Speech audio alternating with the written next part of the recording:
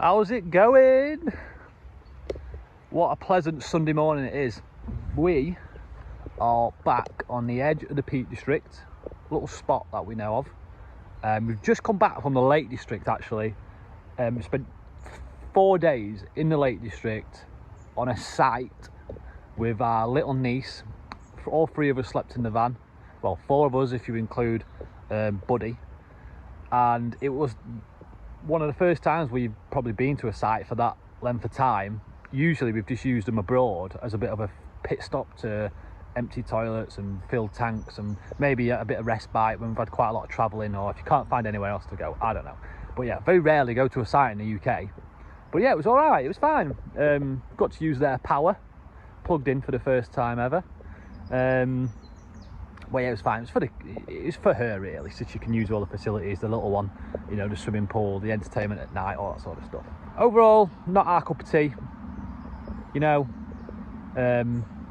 Bit busy, bit too much. Hello, how are you doing? Are you all right? All that sort of stuff. But you know what? It's pleasant. Everyone's pleasant. It's all right. But like I said, it was for her. So Sunday today. It's bank holiday weekend. Loz is having a bit of a kip. It's about 8:30 in the morning right now. I'm taking the dog out. Loz did an agency shift last night.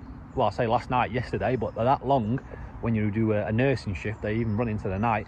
So I'm letting her have a little lay-in this morning. She's actually got one booked later on for a couple of hours.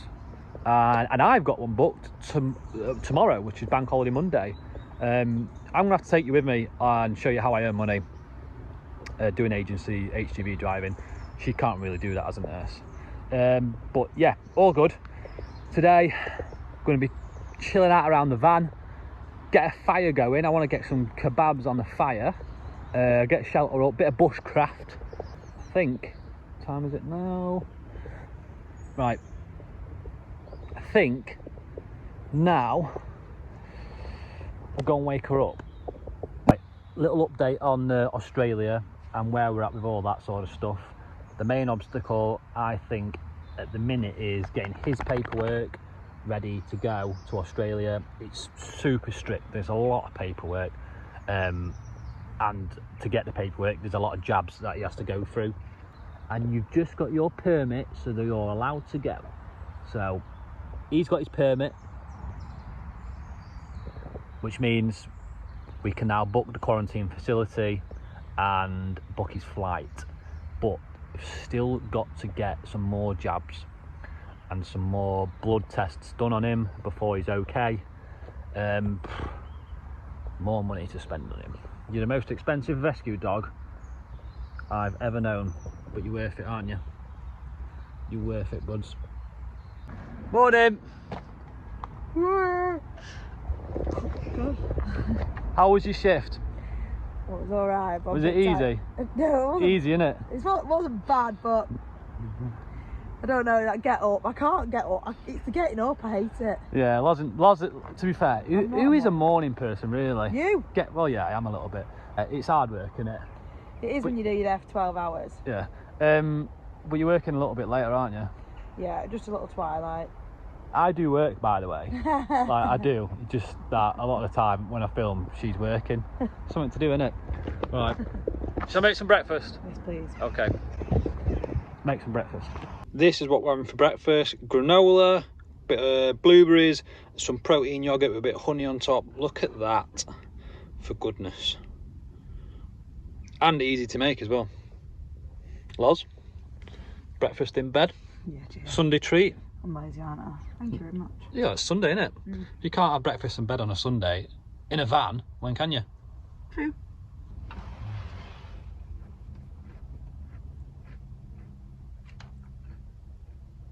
Quite nice, this. I'm not sure. I think I prefer more runny or yogurt though. Yeah. I'm going to start making this just in a little pot for in the morning when I've got a shift. And can just have it straight on the way to it.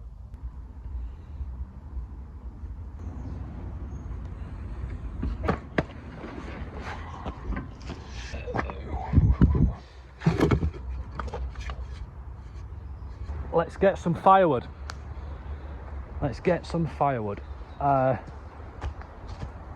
There's actually loads of it about. You know, the weather's been pretty dry recently, so this sort of stuff's going to be fine. You can see down there, there's a lot of fallen stuff about. That's what I'm going to take. I'm not going to be chopping anything living down. Yeah, I love this sort of stuff. Left Loz with a dog, so I can just get this done quickly. Cooking outside, you know, fires, being out in places like this, it's just, I love it. I absolutely love it. If you watch van life videos, you know that we end up parking in urban areas, industrialised areas, supermarkets. When you're on the road, you could end up anywhere, but these are the best places by far.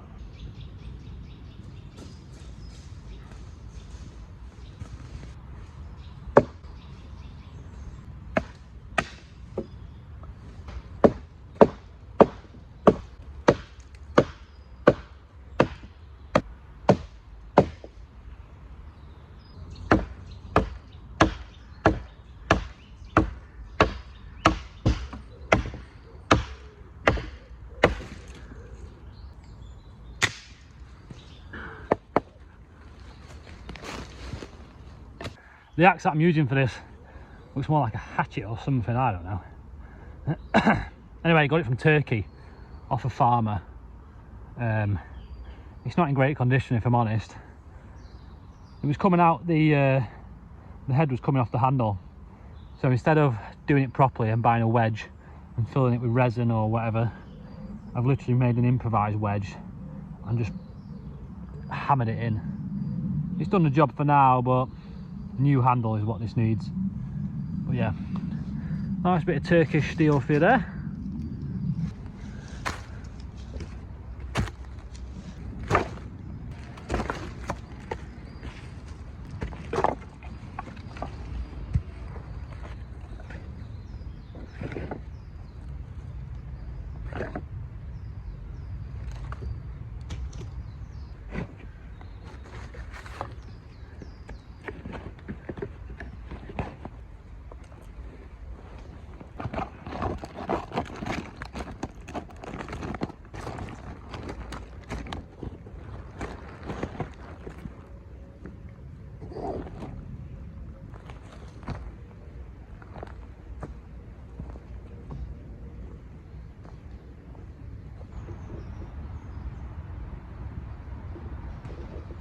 Bit of free food. Maybe I should get a few of them to sprinkle over the morning breakfast. Leaving the woods, back to the van. Alright buds, I've been keeping guard. I'm just dyeing my eyebrows. You're just dyeing your eyebrows. I'm getting firewood and you're dyeing your eyebrows. I know which one I prefer to do. Dye my eyebrows, obviously. Buddy's still getting used to water. Come on. Come on. Alright. Come buds. He's not having any of it. I don't know why he's so scared of water. You don't know, he's sometimes is alright, isn't it? Maybe if we get over here. Come on. Come. Good boy. He wouldn't have done this. He wouldn't have done this. Stay there. And you'd have to pull him over. Okay.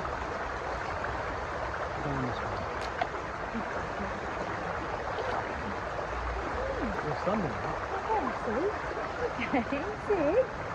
It's not that bad. Oh. Oh yeah. Ah.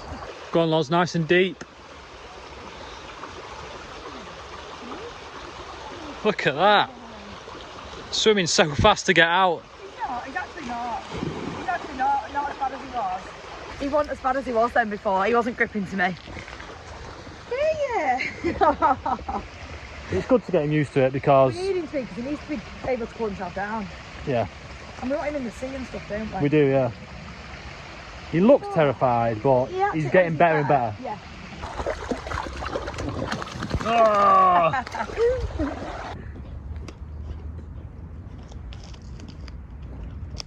It's gone crazy. A drink. Yeah, please. please? Oh, I don't know.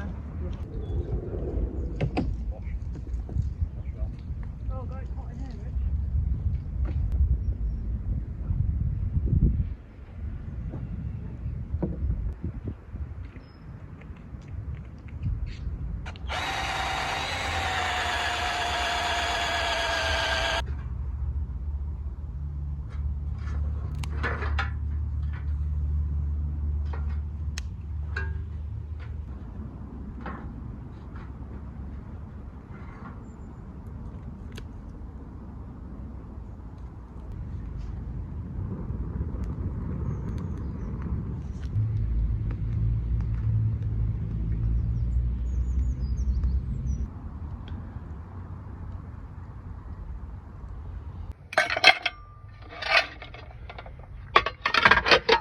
Right, I said Loz was working later tonight. She's not anymore. I'm bloody fuming. She got cancelled. I got onto the ward and I was there for an hour. She got to the hospital, she was there for an hour, there was some sort of weird situation mix up. Anyway, she got cancelled. This is the life of agency though sometimes, isn't it? Not gonna lie, I'm low-key buzzing. Oh yeah, secretly she's happy. But you can't tell the agency that. Yeah, but I paid £8 for bloody parking. £8 to park at hospital.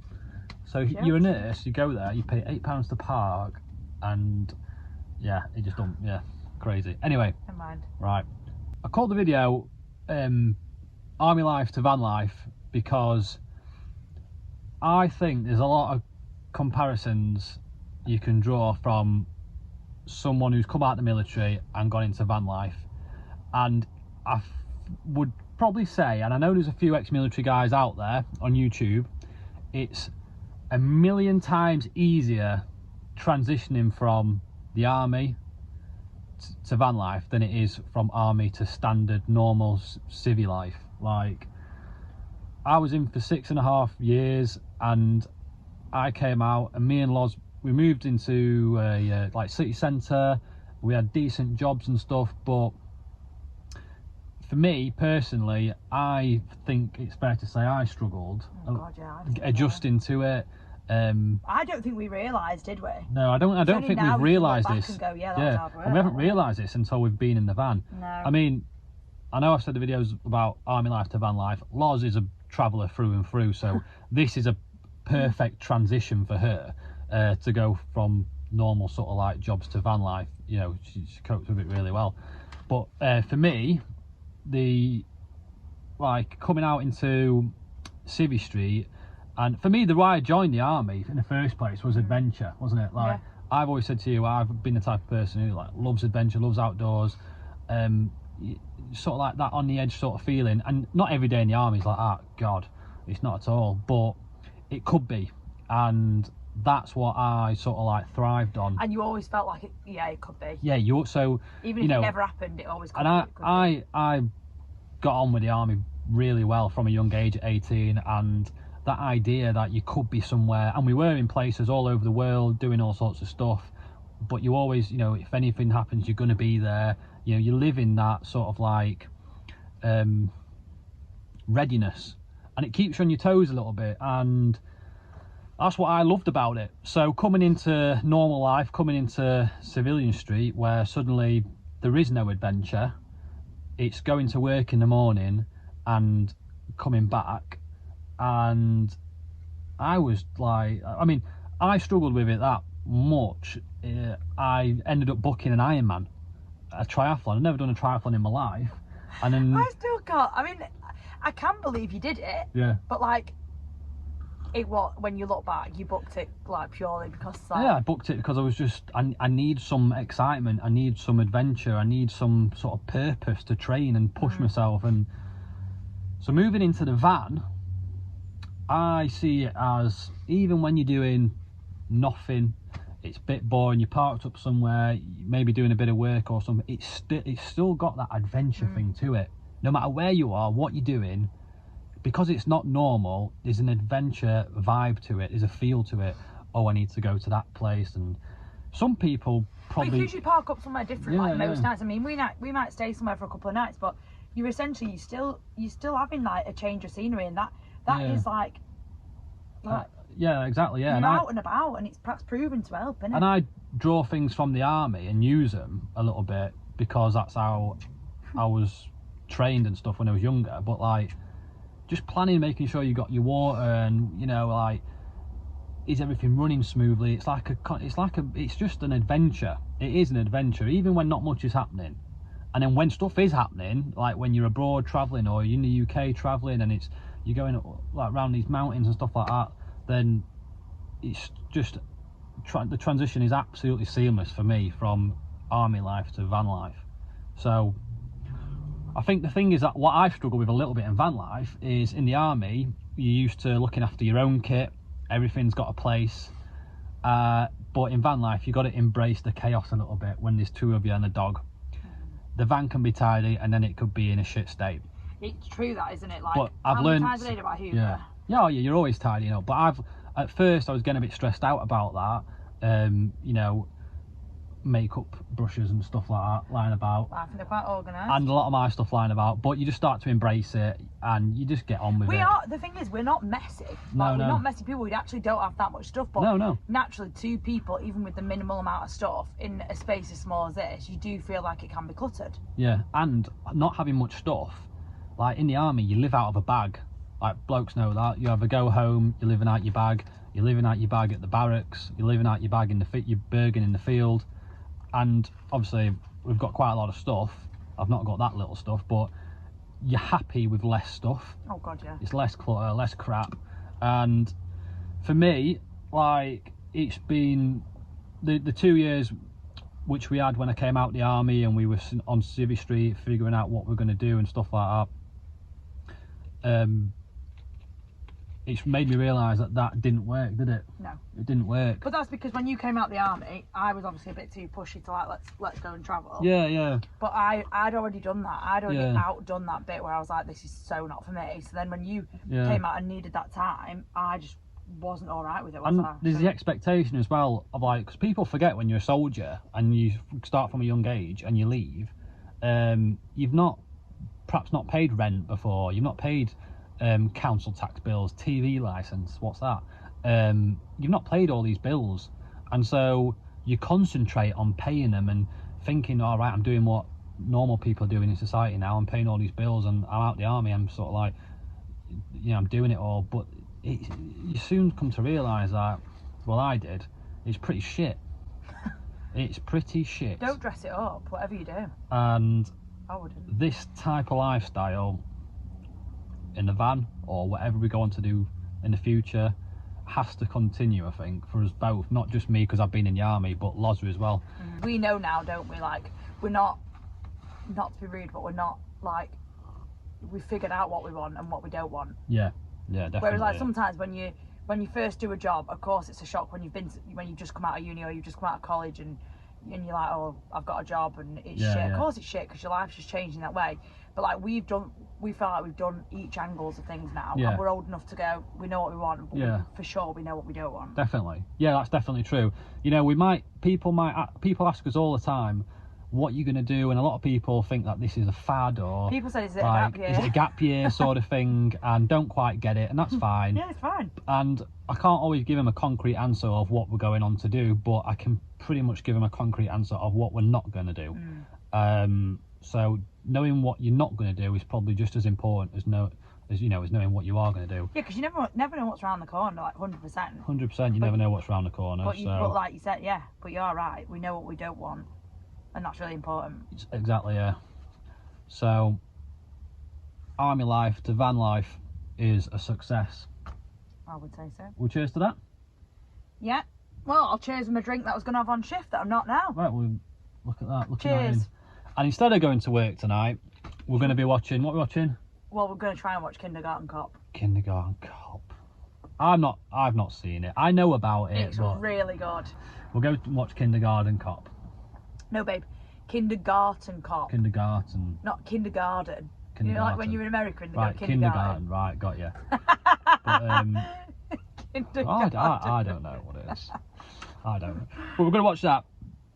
Somebody asked us as well on one of the YouTube videos, how do you watch stuff and all that sort of stuff. We've got Wi-Fi in the van, we've got laptops, we've got iPads, we've got everything. So that's going to be tonight's plan. And yeah, that's it. And then this little boy. Dog's really tired. Get him some food. He's been for swims. And that's it, yeah? Yeah. Happy with that. Right. Cheers to you, and see you next time. See ya.